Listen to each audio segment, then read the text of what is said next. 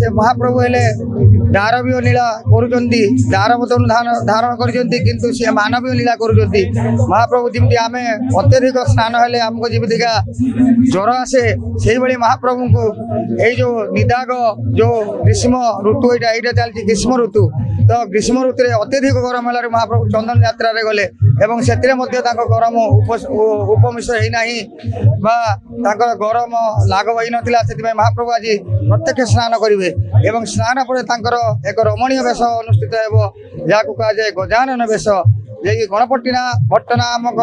जड़े भक्त आसते दाक्षिणात्य से गजानन उपास करते से देखे स्नान यात्रा दिन महाप्रभु बसी स्नान वेदी हाथ ना गोड़ ना पापुली ना केवल भुज अच्छी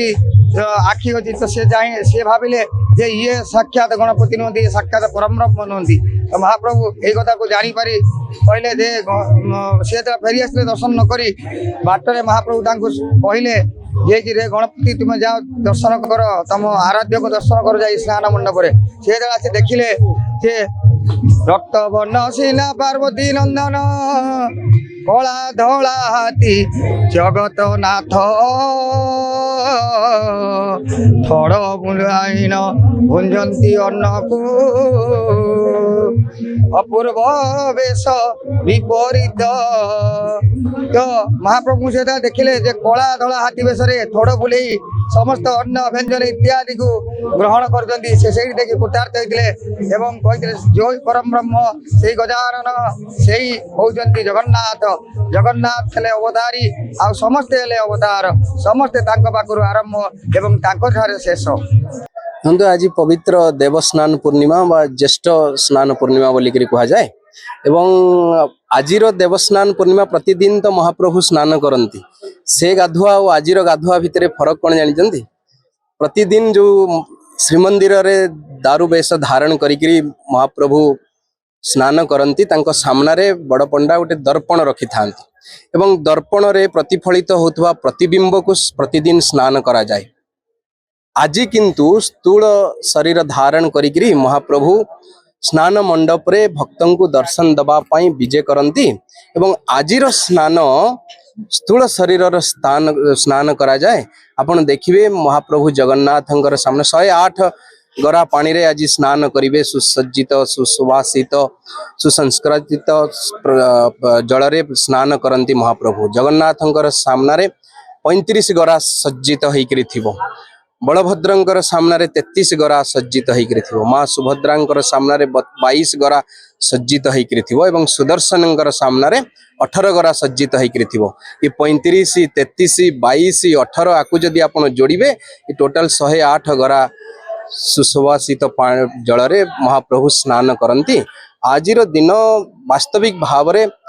एक अत्यंत अनन्य पवित्र दिन आम समस्ते गर्वित अनुभव करुचे ये दिन रे एठी उपस्थित रहीकरी तृतीय श्रीक्षेत्र नीलगिरी जगतर नाथ कालिया शांत बलियार भुजंकर ये श्रीमंदिर रे उपस्थित रहीकरी वास्तविक भाव रे आम अत्यंत गौरवान्वित मन करुचे धन्य मन करुचे।